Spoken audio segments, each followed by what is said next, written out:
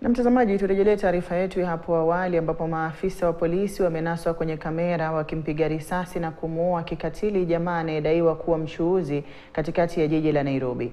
Inadaiwa kuwa jamaa huyo anayeonekana kwenye kamera akiwa amesimama pembezoni mwa barabara alikuwa akiuza barakoa wakati maafisa hao walipomvamia na kumfyatulia risasi kadhaa na kumuua.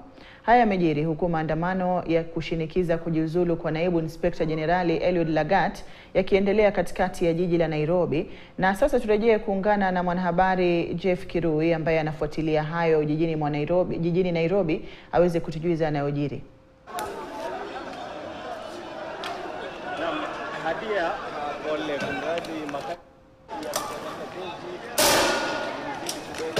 tumerejea katika makutano ya barabara ya Kenyatta Avenue na Moi Avenue ambapo hali si hali, na kikosi kingine cha polisi kimetumwa hapa kujaribu tu kuleta ama kudumisha amani ama kuregesha hali shwari hapa. Tangu mwendo wa saa 3 asubuhi imekuwa tu mchezo wa paka na panya, makabiliano kati ya maafisa wa polisi pamoja na waandamanaji ambao wengi wanashinikiza uwajibikaji kutokana na mauaji ya mwalimu Albert Ojwang kituoni ama katika kituo cha Central hapa jijini Nairobi mikononi mwa maafisa wa polisi, na hii ndio imesababisha hali. Nakumbuka kwamba awali muda wa takriban saa 2 zilizopita kuna mmoja wa waandamanaji ama ni mmoja wa wakazi wa Nairobi ambaye aliuawa. Manake kwenye nakala ya video ambayo tumeiona ni kwamba alikuwa anauza barakoa kwa wale wanaoandamana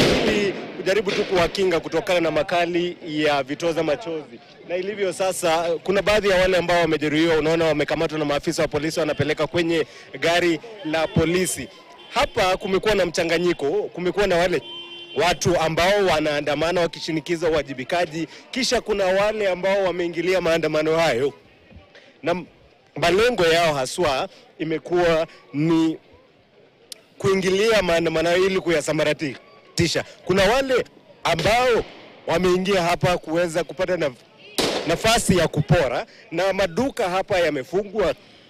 Wachuuzi hapa wamelazimika kufunga shughuli zao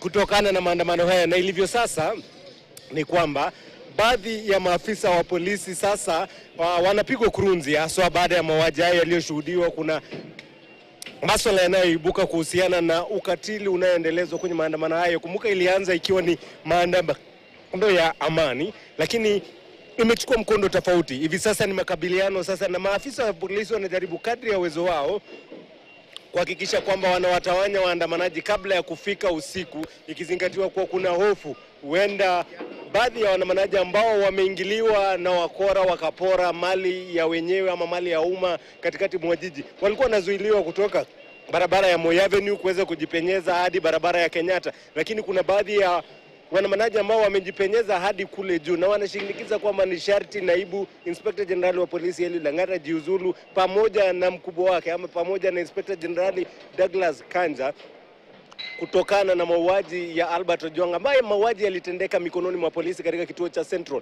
Na awali kama nilivyokueleza ni kwamba waandamanaji walikuwa wameanza kutoka barabara ya Kimathi asubuhi na ilikuwa maandamano ya amani, ila walipofika katika mzunguko wa barabara ya University Way, hapo kundi la vijana takriban bodaboda 30 walifika hapo wakiwa na mijeledi, wakaanza kuwatandika wale waandamanaji mijeledi, na hapo kukazuka sasa makabiliano baina ya makundi hayo mawili. Kundi la kwanza likiwa linashinikiza uwajibikaji wa wakuu wa usalama, na kundi la pili wakisema kwamba hawawezi ruhusiwa kufanya maandamano katikati mwa jiji na kuzuia shughuli za kawaida. Ila ilivyo sasa ni kwamba hadi imesalia hivi unavyoiona, maafisa wa polisi wamesalia wakikabiliana na waandamanaji ambao wamekita kambi katika barabara zote kuu katikati mwa jiji. Hapa tulipo sasa, upande ule wa pili unayoiona ni barabara ya Tomboya. Shughuli haziendelei, matatu pia zimezuiliwa, haziwezi fika hapo. Wale watu ambao walikuwa wamefika katikati mwa jiji kufanya shughuli zao iwe ni kazi, sasa wanalazimika kuwa na kibarua, manake kupata matatu ama kupata mfumo wa usafiri imekuwa tata. Naona kuna mmoja pale ambaye anaendelea kukabiliwa, sijui kafanya nini, lakini maafisa wa polisi wako pale tu, lao limekuwa tu ni chicho. Wanaangalia, ukiangalia pale wanajitia hamnazo, hawana shughuli na yale yanayoendelea pale. Hali ndivyo ilivyo, Hadia, katikati mwa jiji la Nairobi. Labda uwe na swali ama swala ambalo nataka liweze kuwekwa wazi zaidi.